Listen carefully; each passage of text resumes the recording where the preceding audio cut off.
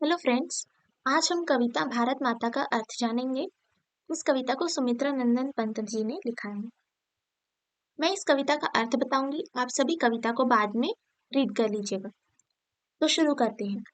कवि पंत कहते हैं कि भारत माता गांवों में निवास करती है, अर्थात सच्चे अर्थों में भारत गांवों का देश है तथा गांवों में ही भारत माता के दर्शन हो पाते हैं।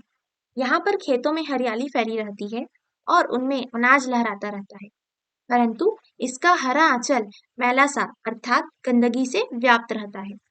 गंगा और यमुना में भारत माता के आंसुओं का जल है। भारतीयों की दरिद्रता, दीनता एवं श्रम निष्ठा का जल बहता है। भारतीयों की दीनता को देखकर मानो भारत माता करुणा के आंसू बहा रही है। वे आंसू ही मानो गंगा, यमुना आदि नदियों की जलधारा के रूप में प्रवाहित हो रहे हैं। भारत माता मिट्टी की प्रतिमा अर्थात दरिद्रता की मूर्ति है तथा सदा उदास एवं दुखिया दिखाई देती है। कवि वर्णन करते हैं कि भारत माता की दृष्टि दीनता से ग्रस्त, निराशा से झुकी हुई रहती है। इसके इसके अधरों पर मुख रोदन की व्यथा दिखाई देती है। भारत माता का मन युगों से बाहरी लोगों के आक्रमण, शोषण, अज्ञान आदि के कारण उदास रहता है।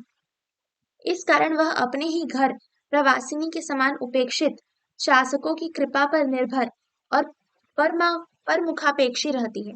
यह भारत माता का दुर्भाग्य ही है।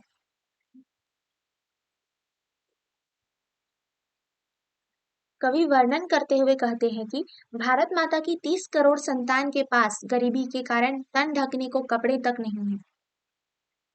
आधा पेट भोजन मिलने से व्यथित, शोषण से ग्रस्त तथा प्रतिरोध करने में असमर्थ है। अंधविश्वासों से ग्रस्त होने से अज्ञानी है, असभ्य, अशिक्षित एवं गरीब है। ये अत्याचारी के समक्ष सदा झुके हुए एवं दबे हुए रहते हैं। भारत माता पेड़ों के नीचे रहती है, अर्थात भारतवासी गरीबी के कारण पेड़ों के नीचे निवास करते हैं।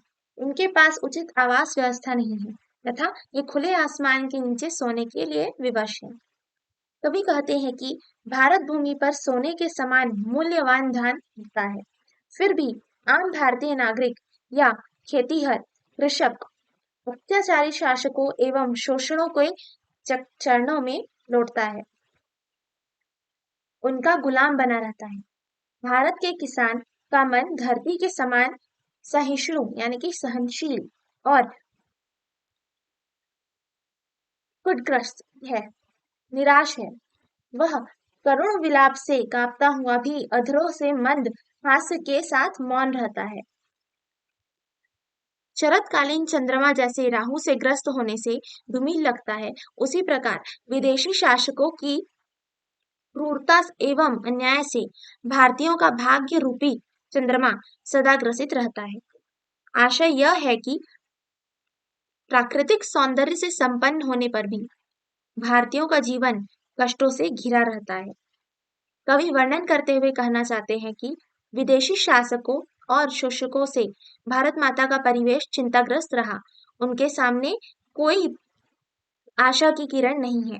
निराशा, चिंता से उनकी भौहें मुड़ी हुई एवं नेत्र झुके हुए हैं और आकाश भाव या धुंध से ढके हुए हैं।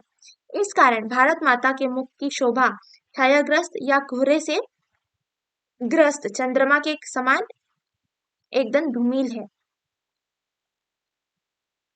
कवि अति व्यथित स्वर में कहते हैं कि भारत ने ही संसार को सर्वप्रथम ज्ञान दिया था, परंतु आज वह ज्ञानी भारत अज्ञानी सा है।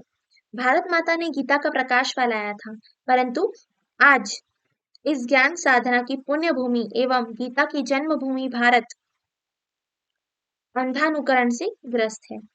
आज उनकी ज्ञान चेतना कुटित हो रही है। इतना होने पर भी आज भारत का तप संयम सफल हो रहा है, उसमें नवीन आशा का संचार हो रहा है। अब भारत माता अहिंसा रूपी प्राणदायक दूध पिला रही है, जो कि अमृत के समान है तथा जनता के मन के भय को दूर करने वाला और संसार के अज्ञान को समाप्त कर नई आशा को सहारा देने वाला है।